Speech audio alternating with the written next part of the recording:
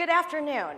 My name is Kelly Parisi, and I'm thrilled to be here talking about a partnership between two fabulous organizations, Girl Scouts of the USA and Sheryl Sandberg's Lean In Foundation. And today, I want to talk to you about something that I feel deeply passionate about, and it's something I think about every single day, the movie Frozen. Okay, bear with me. That's probably not how you expected me to work into this topic. And if you're not one of the 100 million gazillion people who've seen the film, this is your official spoiler alert. The exit's right back there if you want to take it. Are we good? Okay. I love the movie Frozen. My son loves the movie Frozen. My daughter loves the movie Frozen. And it's not just because the theme song, Let It Go, plays in a loop in my head, in my home, and in my car, or the adorable snowman Olaf, who has this like Buddhist thing going on with his love of summer. No, I love the movie Frozen because at its core, strip away the snappy songs and the beautiful animation, and the movie's about girls and leadership. Please tell me I wasn't the only one that got that.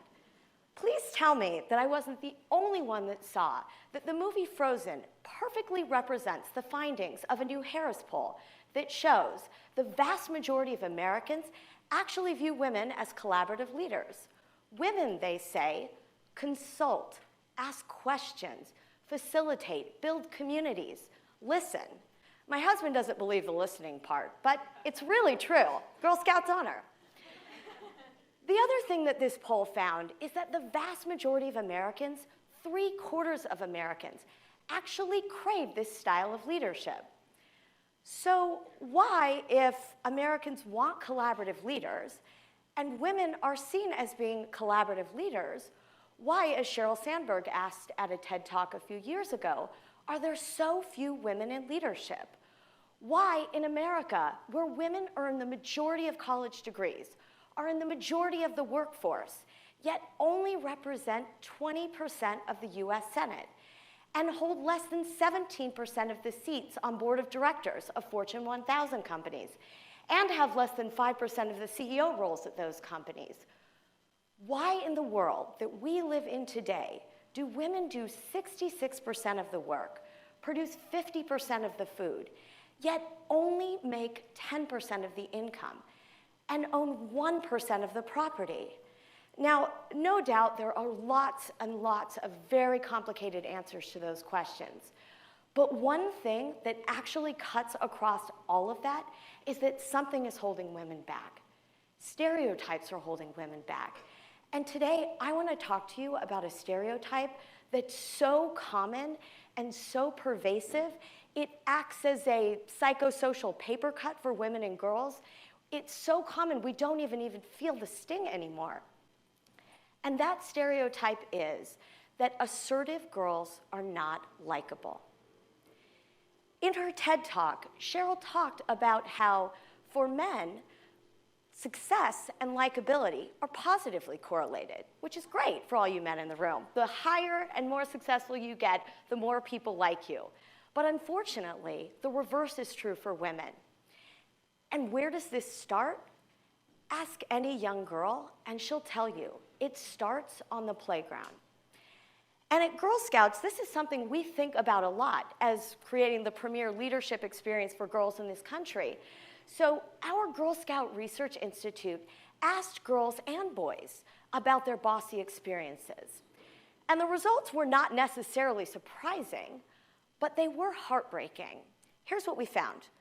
Girls are called bossy more than boys, and for 1/3 of girls, they actually opt out of leadership and avoid leadership roles altogether for fear of being called bossy, for fear of being disliked. We asked girls, what word should we replace bossy with? 1/3 of girls also found the word so toxic and such a game changer that they literally thought there were no better words to replace it. And then what happens? Girls' self-esteem drops. It actually falls off a cliff. Between elementary school and high school, girls' self-esteem drops 350% of boys. 350%. And then it's no surprise what happens next. Girls start putting their hands down. They get called on less. They get less airtime in class. And all of these experiences cause many girls to put their hand down, to stop speaking, to stop leading. And we at Girl Scouts and Lean In believe we can actually do something about this. We believe we can change culture by changing one word: bossy. Specifically, banning the word bossy. I know what some of you may be thinking. We're not being ambitious enough. But we are being better than ambitious. We are being smart. Human beings are the only verbal species on the planet. So change always begins with words. And just think about all those words that we used to casually fling about to talk about our brethren because of their race, sexual orientation, ethnicity, or loss of mobility. Bossy is the little b word. It grows up and it gets much worse. Now, back to the movie Frozen. You didn't think I forgot, did you? No. So Elsa and Anna's parents make the offstage, shall we say, exit that befalls many fairy tale parents. I swear, there are no parents in animated movies. None.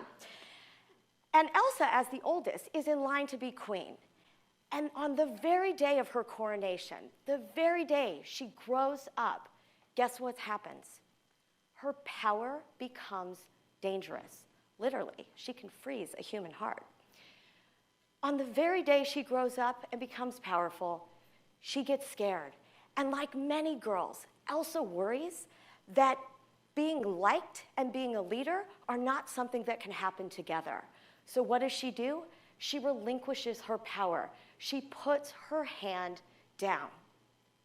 Now, I talk about this campaign a lot, and inevitably someone says to me, come on, Kelly, Condoleezza Rice, Hillary Clinton, Sheryl Sandberg, Oprah Winfrey, I bet they were all called bossy, and the first two became Secretary of State, the other two were billionaires.